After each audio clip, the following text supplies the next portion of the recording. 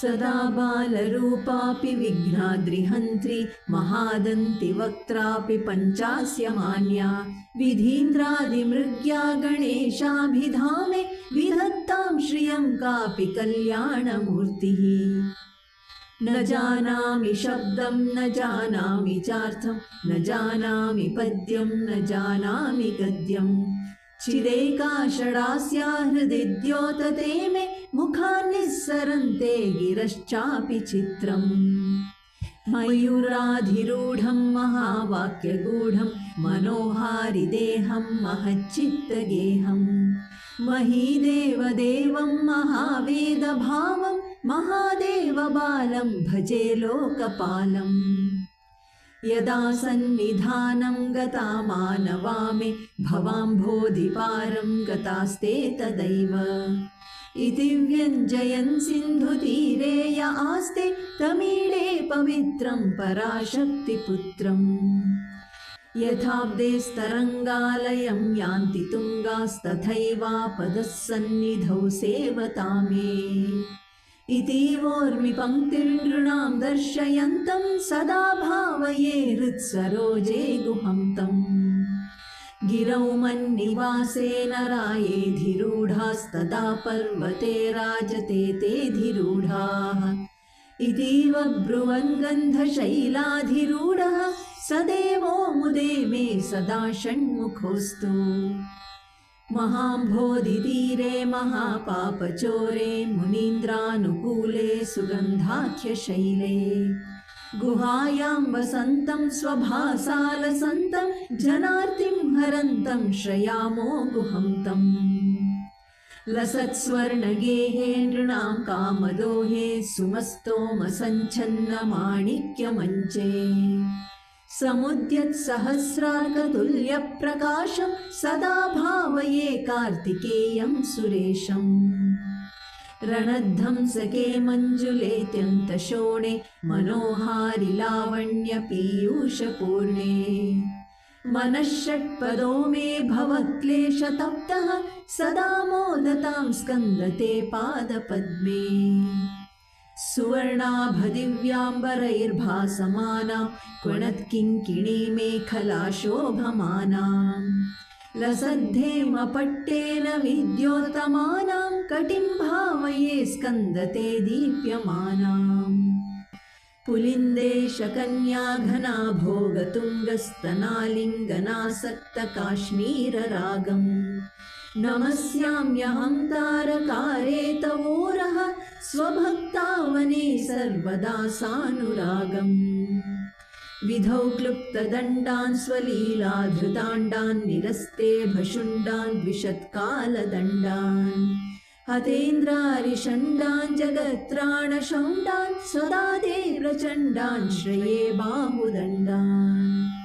सदा शारदा षण्मृगाङ्का यदि स्युः समुद्यन्त एव स्थिताश्चेत् समन्तात् सदा पूर्णबिम्बाः कलङ्कैश्च हीनास्तदा त्वन्मुखानां ब्रुवे स्कन्दसाम्यम्। स्फुरन्मन्दहासैः सहंसानि चञ्चित्कटाक्षावलीभृङ्गसङ्घोज्ज्वलानि सुधास्यन्ति बिम्बाधराणि शसूनो तवालोकये षण्मुखाम्भोरुहाणि।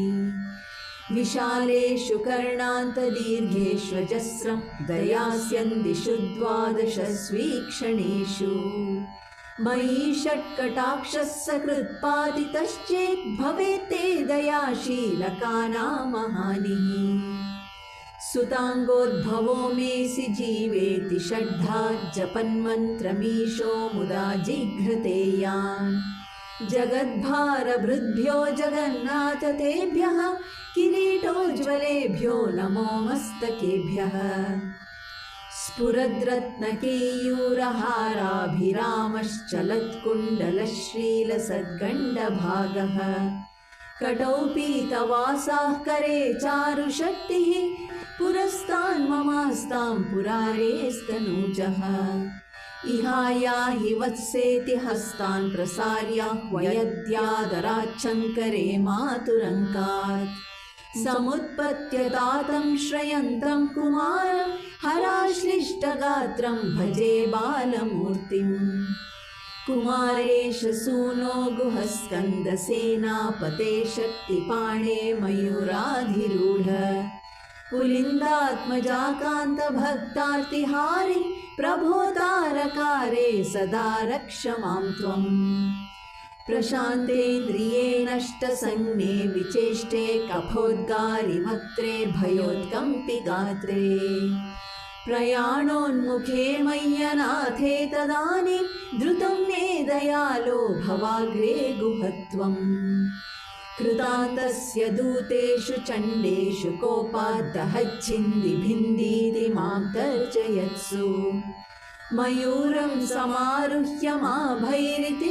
त्वं पुरःशक्तिपाणिर्ममायाहि शीघ्रम् प्रणम्या सकृत्पादयोस्ते पतित्वा प्रसाद्य प्रभो प्रार्थयेनेकवारम् न वक्तुं क्षमोऽहं तदानीं कृपाब्धे न कार्यान्तकाले मनागप्युपेक्ष सहस्राण्डभोक्ता त्वया शूरनामा हतस्तारकः सिंहवक्त्रश्च दैत्यः ममान्तर्हृदि स्थं मनः क्लेशमेकं न हंसि प्रभो किं करोमि क्वयामि अहं सर्वदा दुःखभारावसन्नो भवान् दीनबन्धुस्त्वदन्यन्न याचे भवद्भक्तिरोधं सदा क्लृप्तबाधं ममाधिं द्रुतं नाशयो मासु तत्त्वम् अपस्मारकुष्ठक्षयार्षः प्रमेहज्वरोन्मादगुल्मारिरोगा महान्तः पिशाचाश्च सर्वे भवत्पत्रभूतिं विलोक्य क्षणात् तारकारे द्रवन्ते दृशिस्कन्दमूर्तिः श्रुतौ स्कन्दकीर्तिर्मुखे मे पवित्रं सदा तच्चरित्रम् करे तस्य कृत्यं वपुस्तस्य भृत्यं गुहे सन्तु लीना ममाशेषभावाः मुलीनामुताहो नृणां भक्तिभाजामभीष्टप्रदाः सन्ति सर्वत्र देवाः नृणामन्त्यजानामपि स्वार्थदाने गुहाद्देव मन्यन्न जाने न जाने कलत्रं सुता बन्धुवर्गः पशुर्वा नरो वाथ नारी गृहे ये मदीयाः यजन्तो नमन्तस्तुवन्तो भवन्तं स्मरन्तश्च ते सन्तु सर्वे कुमार मृगाः पक्षिणो दंशकाये च दुष्टास्तथा व्याधयो बाधकाये मदङ्गे भवच्छक्तितीक्ष्णाग्रभिन्ना सुदूरे विनाश्यन्तु ते चूर्णितक्रौञ्चशैल जनित्री पिता च स्वपुत्रापराधं सहेतेन किं देवसेनाधिनाथ अहं जातिबालो भवान् लोकतातः क्षमस्वापराधं समस्तं महेश नमः केकिने शक्तये चापि तुभ्यं नमश्चागतुभ्यं नमः कुक्कुटाय नमः सिन्धवे सिन्धुदेशाय तुभ्यं पुनः स्कन्दमूर्ते नमस्ते नमोऽस्तु जयानन्दभूमञ्जयापारधामं जयामोघकीर्ते जयानन्दमूर्ते जयानन्दसिन्धो जयाशेषबन्धो जयत्वं सदा मुक्तिदानेश सूनो भुजङ्गाख्यवृत्तेव क्लृप्तं स्तवं यः पठेद्भक्तियुक्तो गुहं सम्प्रणम्य सपुत्रान् कलत्रं धनं दीर्घमायुर्लभेत् स्कन्दसायुज्यमन्तेन रसः इति श्रीमच्छङ्करभगवत्पादविरचित श्रीसुब्रह्मण्यभुजङ्गं सम्पूर्णम्।